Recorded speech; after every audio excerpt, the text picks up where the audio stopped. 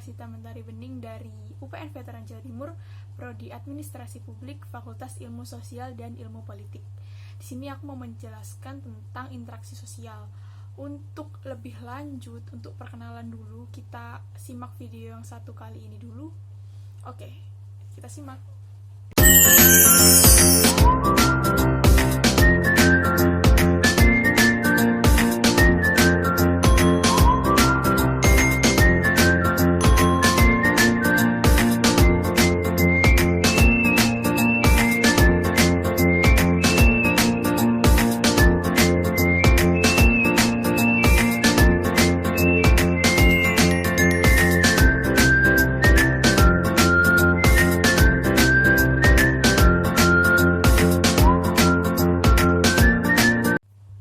Nah, udah pada lihat tayangan video tadi, apa sih interaksi sosial? Apa hubungannya sama video tadi? Interaksi sosial adalah hubungan yang ada di masyarakat yang bersifat dinamis, yang mencakup seperti hubungan individu dengan individu, kelompok dengan individu, dan juga kelompok dan dengan kelompok. Ada syarat-syarat dari interaksi sosial, yaitu adanya kontak sosial dan juga komunikasi tentunya. Seperti video tadi, terdapat pasien dan juga dokter. Nah, dari kedua individu tersebut, tanpa ada interaksi sosial, maka tidak akan ada penyelesaian seperti pengobatan dari pasien tersebut. Jika pasien tersebut tidak melakukan komunikasi dengan dokter, maka tidak akan berlangsungnya interaksi sosial. Interaksi sosial pasti berada di dalam lingkungan masyarakat, dan itu sudah pasti karena semua tatanan masyarakat pasti melakukan interaksi antara satu sama lain. Interaksi sosial bukan hanya bertemu saja, tapi juga usaha untuk menghasilkan pergaulan hidup dalam suatu kelompok sosial. Pergaulan yang baru tadi akan terjadi apabila orang atau kelompok manusia bekerja sama, saling berbicara, menukar pengalaman, pikiran, pandangan, dan mengadakan persaingan, bahkan juga ada pertikaian. Pada interaksi sosial terdapat faktor-faktor penyebab dari interaksi sosial. Yang pertama ada imitasi. Imitasi itu mendorong seseorang untuk mematuhi peraturan, kaidah, atau nilai-nilai yang ada di dalam kelompoknya. Jadi imitasi itu dimungkinkan terjadi hal-hal negatif ataupun yang lain, cenderung meniru ataupun menerima adanya yang dimiliki oleh pihak yang mengajak, seperti sesuatu yang dimiliki oleh pihak yang mengajak pribadi tersebut. Jadi selanjutnya ada sugesti. Nah, sugesti ini berlangsung apabila seseorang memberi suatu pandangan ataupun suatu sikap yang berasal dari dirinya kemudian diterima oleh pihak lain. Jadi hampir sama dengan imitasi, bedanya pihak lain itu sebagai komunikan, tidak menggunakan akal fikirnya dan rasionalitas. Selanjutnya ada faktor identifikasi. Apa sih faktor identifikasi itu? Faktor identifikasi adalah merupakan kecenderungan ataupun keinginan dalam diri seseorang untuk menjadi sama dengan pihak lain, seperti ingin belajar budaya lain, terus ingin meniru dan juga meniru dari adat ataupun sikap dari budaya lain. Dan proses awal dari identifikasi ini adanya kesadaran untuk bergabung ataupun belajar kaedah-kaedah yang berlaku pada pihak lain. Dan yang terakhir ada faktor simpati, merupakan suatu proses di mana seseorang merasa tertarik dengan budaya lain. Jadi sama dengan identifikasi, bedanya hanya ingin belajar untuk bekerja sama. Nah, di dalam interaksi tadi ada asosiatif dan disosiatif. Di asosiatif terdapat yang pertama kerjasama. Apa sih kerjasama? Kerjasama adalah orientasi atau kepentingan orang atau perorangan terhadap kelompoknya atau in-group dan kelompok lainnya ataupun out-group. Contohnya seperti hubungan antara kerjasama kelompok partai politik ini dan juga partai politik ini, seperti partai politik A dan juga partai politik B atau antar partai politik. Jadi fungsi kerjasama itu adalah menghimpun kekuatan untuk mencapai tujuan yang diinginkan. Kerjasama akan lebih kuat apabila ada ancaman dari pihak luar. Bentuk-bentuk kerjasama ada bermacam-macam, contohnya seperti bargaining atau pertukaran barang dan jasa. Seperti pada gambar tersebut, yaitu pertukaran barang dan jasa pada perusahaan. Lalu yang kedua ada gotong royong. Pada gotong royong sendiri disebut kerjasama karena di dalam gotong royong sendiri terdapat interaksi dan juga dua individu yang saling membantu. Untuk lebih memperdalam pemahaman kita lihat cuplikan video yang satu ini.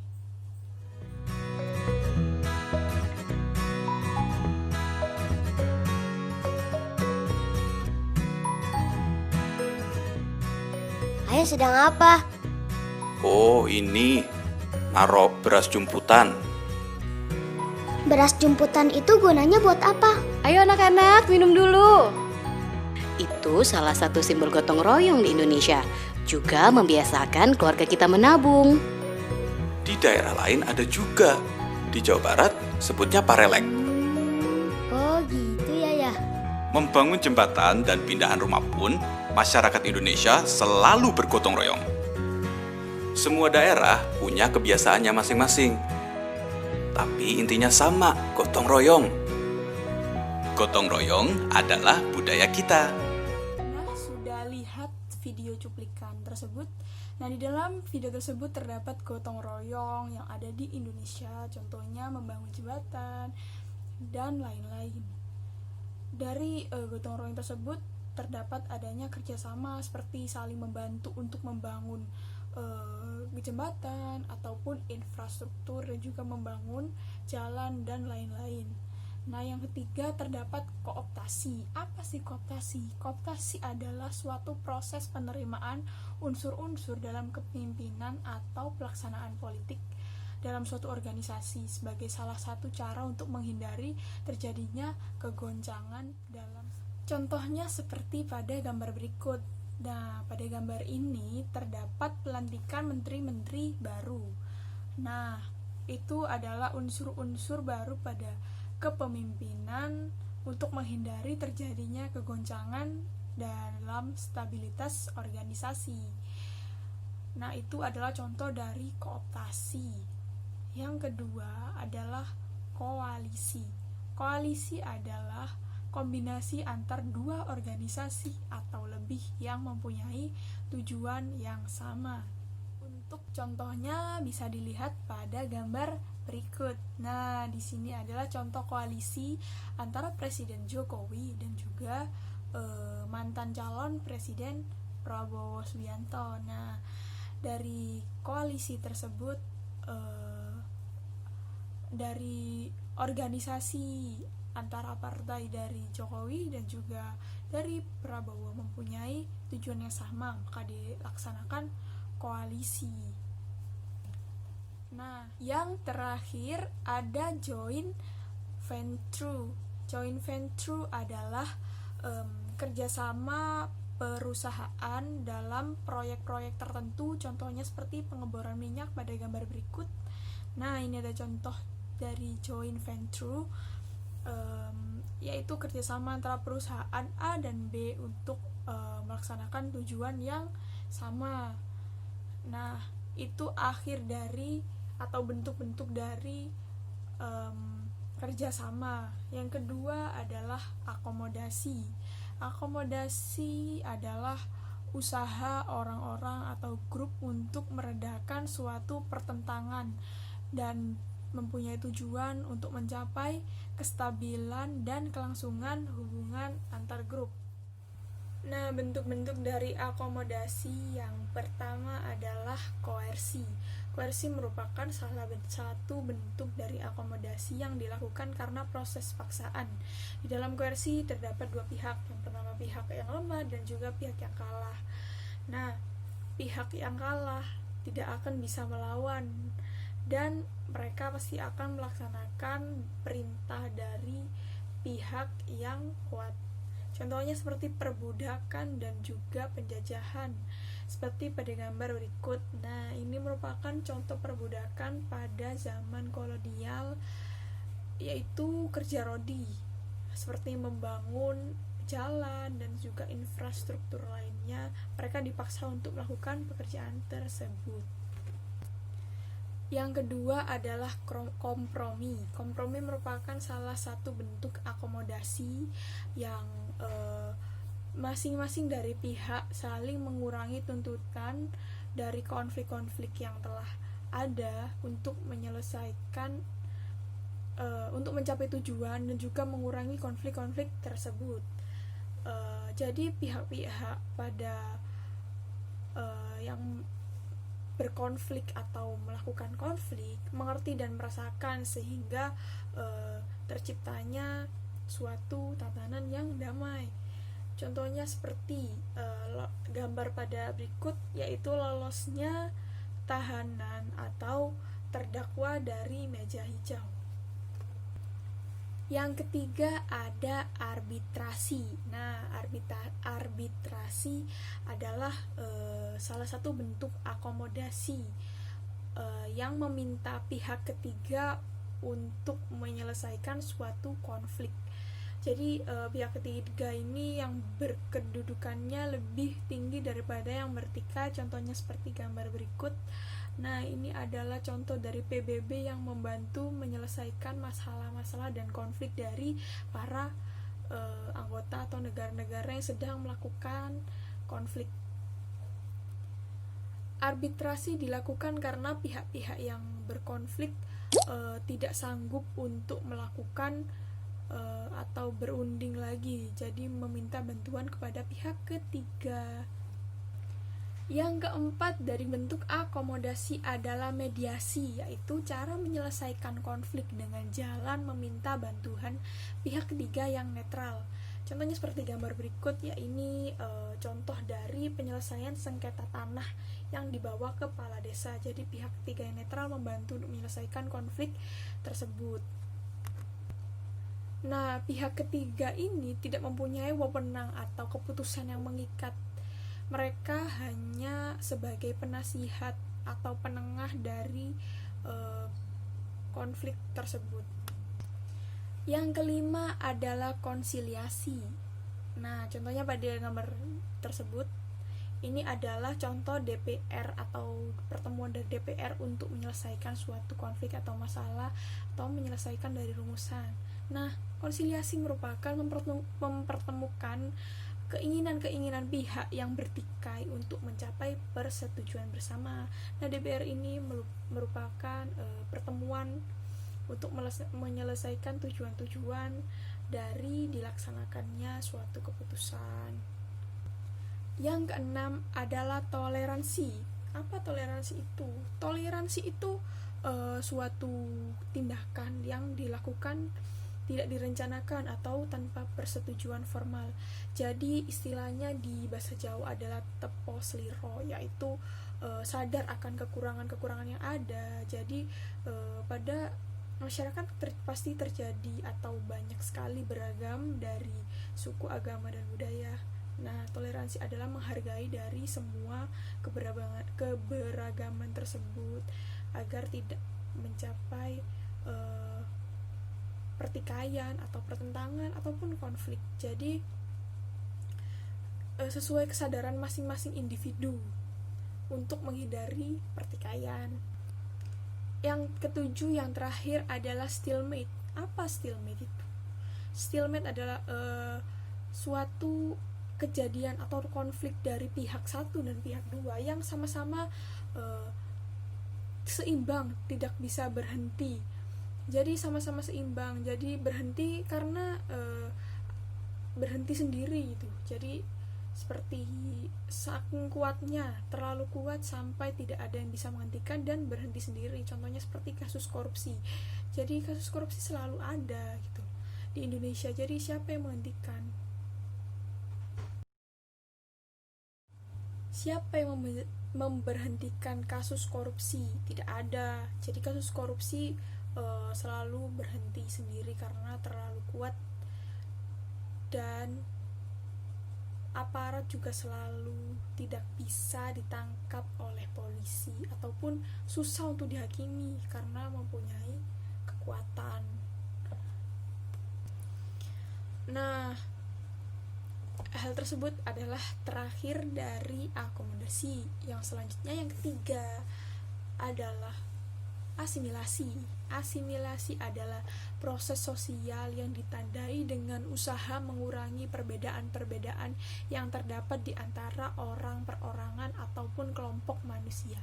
Jadi dalam asimilasi terdapat proses yang saling menyesuaikan antara budaya yang berbeda dan menerima unsur baru dari budaya-budaya yang lain, sehingga perbedaan budaya tidak muncul lagi. Jadi terciptanya budaya yang baru dari budaya lain, seperti misalnya budaya A dan B.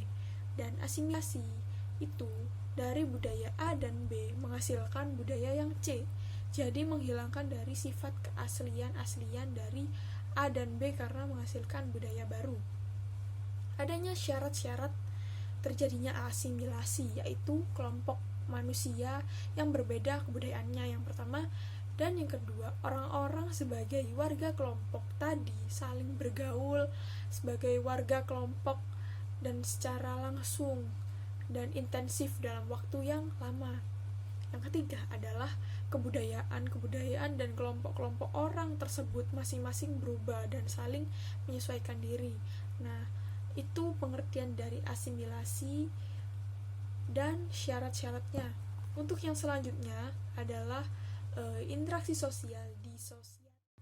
Pada interaksi sosial disosiatif, yang pertama terdapat persaingan. Persaingan adalah suatu proses di mana ada dua orang atau lebih bersaing antara satu sama lain dan melaksanakan dan menggunakan barang-barang yang berbentuk material ataupun non-material. Jadi dua orang tersebut saling bersaing antara satu sama lain. Di dalam persaingan itu tidak ada unsur ancaman ataupun kekerasan karena masing-masing memiliki jalan sendiri, sebagaimana seperti peserta lomba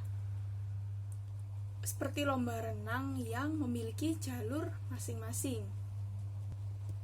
Nah, persaingan dapat terjadi di kehidupan, di berbagai bidang kehidupan. Yang pertama seperti persaingan di bidang ekonomi.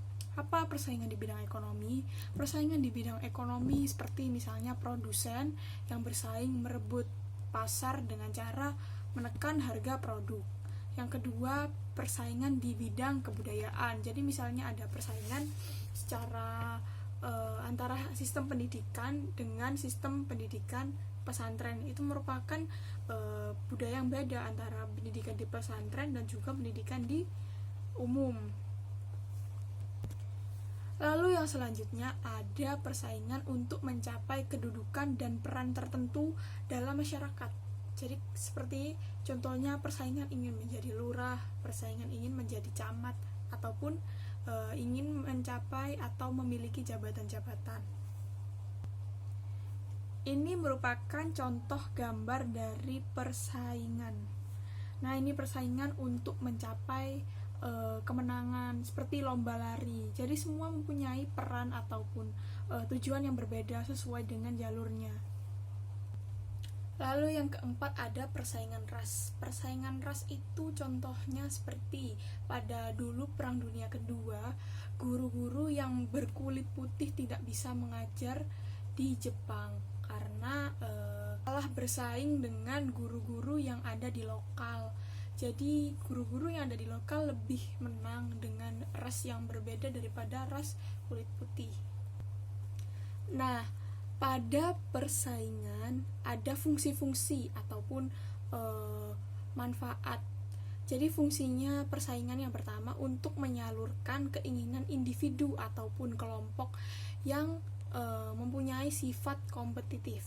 Yang kedua, sebagai jalan di mana keinginan, kepentingan, serta nilai-nilai pada suatu masa menjadi pusat perhatian, tersalurkan dengan mereka yang bersaing. Yang ketiga, sebagai alat untuk mengadakan seleksi atas dasar-dasar sosial. Dan yang keempat, menjadi pembeda antara golongan masyarakat biasa dan golongan masyarakat yang berkarya.